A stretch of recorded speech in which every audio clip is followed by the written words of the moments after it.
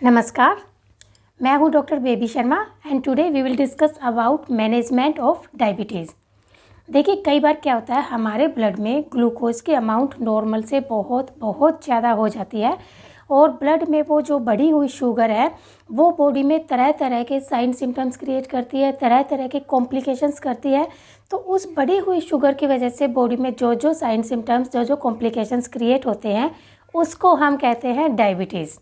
Generally increase blood sugar को हम diabetes कह देते हैं।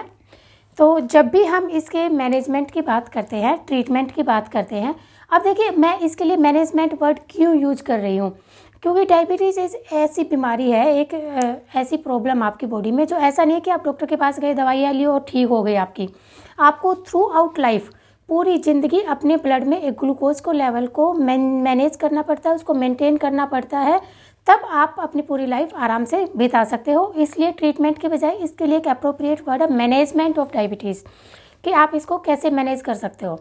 तो जब भी हम डायबिटीज़ के पेशेंट्स को देखते हैं, तो जब हम उसके ट्रीटमेंट की बात करते हैं तो हमारा पूरा फोकस 2-3 पॉइंट्स पे होता है कि हमें इन 2-3 पॉइंट्स को तो क्योर करना ही करना है जब हम आगे इस पेशेंट को कोई मेडिसिन दे सकते हैं। तो हमारा पूरा फोकस होता है, सबसे पहला जो डायबिटीज़ के ट्रीटमेंट में ज़रूरी बात है, जो सभी पेशेंट को आपको पता होनी चाहिए, to maintain normal blood sugar level. ये सबसे ज़रूरी चीज़ है। डायबिटीज़ के पेशेंट का शुगर लेवल हमें नॉर्मल रखना है, अदरवाइज कॉम्प्लिकेशन साइन सिम्टम आपके बढ़ते ही जाएंगे। दूसरा जो हमारा फोकस होता है वो होता है पेशेंट के बॉडी वेट पर, to maintain ideal body weight. अगर पेशेंट अंडर वेट है तो हम उसको कुछ ऐसी डाइट देंगे जिससे उसका वेट थोड़ा सा इंक्रीज़ हो। अगर वो ओवर वेट है और डायबिटिक है तो हम उसको मेडिसिन के साथ ऐसी डाइट प्लान करके देते हैं कि उसका वेट थोड़ा सा कम हो जाए। तीसरा जो हमारा फोकस होता है इसकी मैनेजमेंट के टाइम, वो होता है जो इसके कॉम्प्लिकेशंस हैं डायबिटीज़ के, जैसे रेटिनोपैथी, नेफ्रोपैथी, न्यूरोपैथी, जो ये हार्ट पे, किडनीज पे, आँखों पे जो असर डालता है उनको प्रिवेंट करना और उसको पोस्टपोन करना, मतलब उन कॉम्प्लिकेशंस को रोकना। और अगर आप रोक नहीं पाते हो तो एटलीस्ट उसको पोस्टपोन कर दीजिए कि 10 साल बाद होने हैं तो कम से कम आप इतना मैनेज कर पाओ कि वो 20 साल बाद, 25 साल बाद, 30 साल बाद वो कॉम्प्लिकेशंस आपकी बॉडी में हो। तो जब भी हम ट्रीटमेंट की बात करते हैं तो हमारा पूरा फोकस इन 3-4 पॉइंट्स पे रहता है जो हमें नॉर्मलाइज करने होते हैं। And the management of diabetes revolves around 4 cornerstones and each and every cornerstone is equally important. और हमें उन सारे कॉर्नरस्टोन्स को एक साथ लेकर चलना होता है। उनमें सबसे पहला आता है आपका डाइट। देखिए, जब भी कोई डायबिटिक का पेशेंट आता है, सेकंड पॉइंट हमारा होता है एक्सरसाइज। तो डाइट और एक्सरसाइज ये दोनों सबसे ज़्यादा मेन पॉइंट होते हैं डायबिटीज़ के ट्रीटमेंट में। तीसरा हमारा जो फील्ड होता है, जो हमारा मॉडलिटी है, वो है हमारी ड्रग्स। ड्रग्स मीन आपकी ओरल टैबलेट आ गई, इसमें इंसुलिन आ गई, मतलब जो हम टैबलेट वगैरह, कैप्सूल या इंसुलिन देते हैं वो हमारे ड्रग्स में आ गई। And fourth pillar is patient education. किसी भी और डिजीज़ में इतना पेशेंट एजुकेशन पे फोकस नहीं किया जाता है जितना डायबिटीज़ में किया जाता है। इसकी भी एक खास वजह है, क्योंकि जितने भी वर्ल्ड में डायबिटिक पेशेंट हैं उनके 50% सिर्फ डाइट और एक्सरसाइज अगर आप अच्छी तरह से फॉलो करते हो तो 50% डायबिटिक पेशेंट सिर्फ इन्हीं चीज़ों से क्योर हो जाते हैं। उनको आगे फर्दर कोई मेडिसिन लेने की ज़रूरत ही नहीं होती है। इसलिए हम डाइट और एक्सरसाइज पर इतना फोकस करते हैं।